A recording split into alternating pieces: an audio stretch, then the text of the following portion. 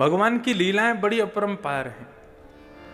आप लोग कभी उदयपुर की तरफ जावें, राजस्थान, तो वहां हमारे श्री गोवर्धन नाथ भगवान विराजते हैं, श्रीनाथ जी।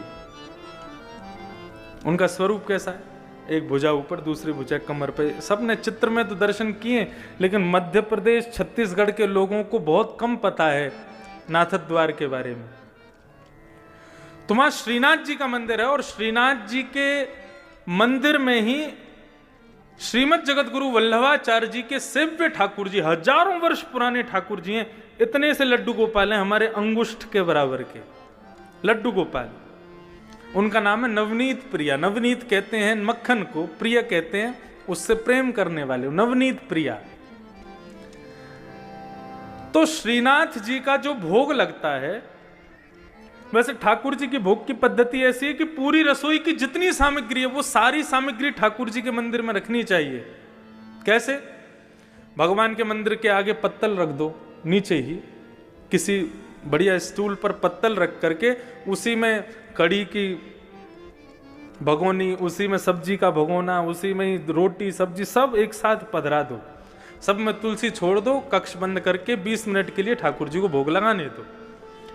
वो नहीं हो सकता तो थाली ठाकुर जी की लगाओ, थाली में ठाकुर जी का भोग लगा के फिर उस थाली को पुनः सब में मिला दो। ये भोग की प्रक्रिया होती है। तो नाथद्वार में रसोई की सारी सामग्री श्रीनाथ जी के सामने आती है, फिर ठाकुर जी भोग लगाते हैं। लेकिन जो वो छोटे से नवनीत प्रिया जी हैं, वो अपनी गद्दी के सहित उठ करके रसोई में जाते हैं, वहां जाके भोग लगाते हैं। अच्छा, ठाकुर जी के भोग में एक नियम है क्या?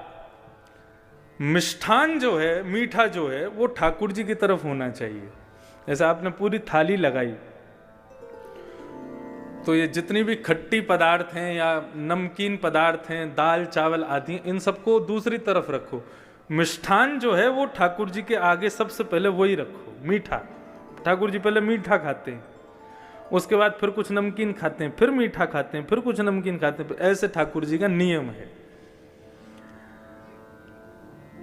तो नवनीत प्रिया जी जो इतने से लाल जी हैं, ठाकुर जी हैं, उनको रसोई में ले जाकर के भोग लगाया जाता है। तो उनका नियम है, सबसे पहले मिठाई रखी जाएगी, उसके बाद में पापड़ रखे जाएंगे, उसके बाद में नमकीन रखी जाएगी, उसके बाद में दाल चावल रोटी ये सब रखे जाएंगे।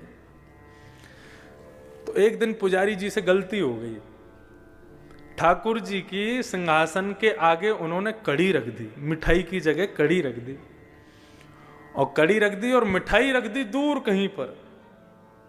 मिष्ठान खीर आदि कुछ होगा। और जैसे कपाट लगा करके पुजारी जी चले गए, 20 मिनट बाद जब कपाट खोल करके देखा तो सिंहासन पर ठाकुर जी हैं ही नहीं। अब इतने से गोपाल जी, उनको कहां ढूंढे? साग सब्जी दाल चावलों में ढूंढ रहे हैं, उनको मिल ही नहीं रहे। सब जगह खोज लिया, नहीं मिले तो फिर छन्नी मंगाई, और छन्नी मंगा करके सारे रस पदार्थों को छाना गया। कहां गए ठाकुर जी? सबको छानते छानते अंत में जैसे ही वो कड़ी जो सामने रखी थी उसको जैसे ही छाना, उसमें ठाकुर जी मिल गए। तो पुजारी जी को लगा, वाह आपको कड़ी इतनी पसंद है, अब तो भैया रोज कड़ी बनेगी। अब तो 15 दिन तक रोज कड़ी कड़ी बन रही है महाराज, कड़ी का ही भोग लग रहा है और कुछ लगा ही नहीं रहे। बोले इतनी बढ़िया लगी कि उसमें कूद गए।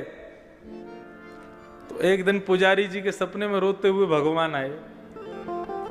पुजारी जी बोले, क्या हो गया, आप रो क्यों रहे हो? हमसे सेवा में कोई अपराध हो गया?